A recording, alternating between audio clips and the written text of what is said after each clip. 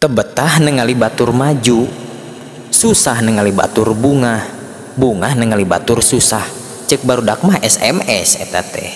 Susah melihat orang lain senang, cenah gitu. Atawa senang melihat orang lain susah. Matakna anu hasad mah hirupna DTA, derita tiada akhir. Atawa STU, sengsara tiada ujung.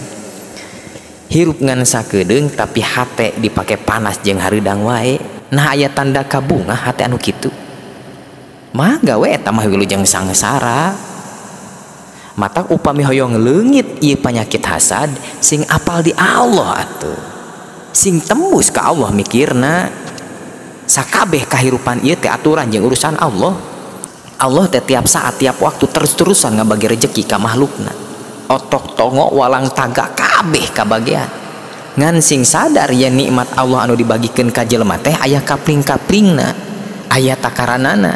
Si itu masa emer, si ieu masa siuk, si ieu masa karung jeung saterusna. Berarti lamun teu narima batur bunga sarua jeung protes ka pangeran. Jeung teu narima kana takaran pangeran ka satiap makhlukna. Mata hiji waktos aya sahabat di golongan Ansor anu ditunjuk ku Kangjeng Rasul eta jalmi bakal asup surga dugi ka 3 kali Kangjeng Rasul nyebatna. Ternyata eta sahabat teh hatena celik putih celak herang teu ngagaduhan sifat hasad. Sabalikna Kangjeng Rasul peupeujeuh kieu, iyyakum wal hasada fa innal hasada yakulul hasanati kama takulun narul hatoba.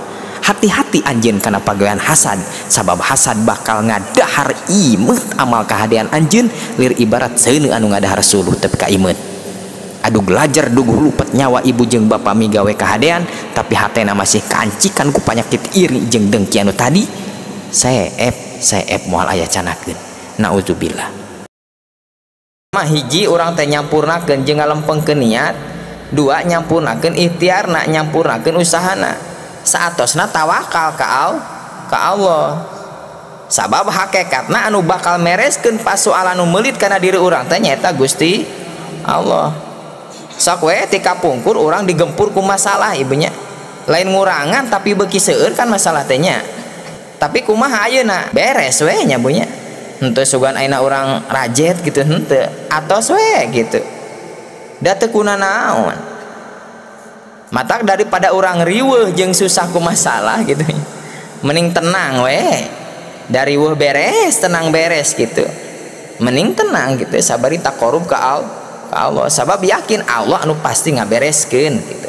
Malah dina Tanbihul Ghafilin masyhur Kanjeng Rasul, idza ahabballahu abdan ibtalahu, di mana Allah mika cinta ka hiji hamba maka Allah bakal maparin cocoba bade musibah kana jiwa raga urang, ka kulawarga, kana usaha, kana tani, musibah kana harta banda, kana naon wae, kana wibawa harga diri urang misalkeun. Saleresna Gusti Allah teh nuju nyiwitan urang teh supaya muzakiratun laka bima khofian, supaya jadi eling buburu babalik fikir. Misil orang dina mobil ibu, upami mobil nuju dina jalan lempeng bari kalancar tah jalan eta mobil teh kumaha karaosna kan raos we kitunya, bahkan aya nu kerek tibra atawa ngalamun eta eling kana nanaon gitu. Nyorang we tanyakan nu rada nekeuk saalit di tetengah selip misalkeun teu naik-naik da eta mah biwir gagar nyeman ngadadak areling sadayana ka Allah. Salat anu diwajibkeun ku Allah anu 5 waktu ti mimiti zuhur tepi ka subuh. Subuh waktu zuhur geleger bedug bisa da ngabejaan. Ngan pribados teu tiasa mentakeun bedug zuhur mah. Eta mah kudu kuki bedug. Paling banter bisa nyorakeun bedug subuh. Naon sababna bedug subuh mah nu nakolna rata-rata nu tos masa keemasan. Tek terek tek tek tek blok. Blok blok blok blok blok blok blok blok tek terek tek tek tek blok.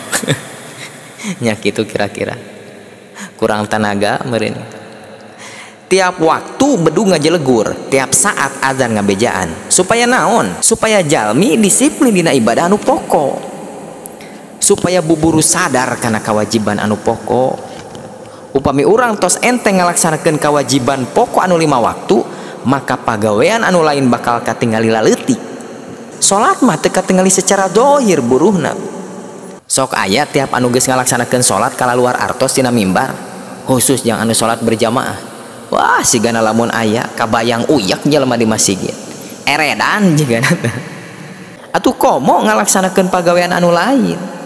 Dagang geus puguh katengali piuntungeunana, kuli geus katengali buruhna, ka sawah geus katengali hasilna, ka pasir geus katengali pibuaheunana, ka kantor geus katengali pigajiheunana. Bakal enteng Bu. Tah Allah ngawajibkeun anu 5 waktu, marentahkeun tepat waktu jeung berjamaahna teh eta teh ngajarkeun kadisiplinan. Ari disiplin teh kemampuan diri dina ngalaksanakeun anu kudu dilaksanakeun. Kumaha kadituna? Jelema anu bisa disiplin ngalaksanakeun salat bari ka bener jeung ikhlas, dijamin pagawean anu lain bakal bisa beres roes. Ulah heran lamun hirupna pinuh ku kabunga. Tiada kesuksesan tanpa ada kedisiplinan gitu.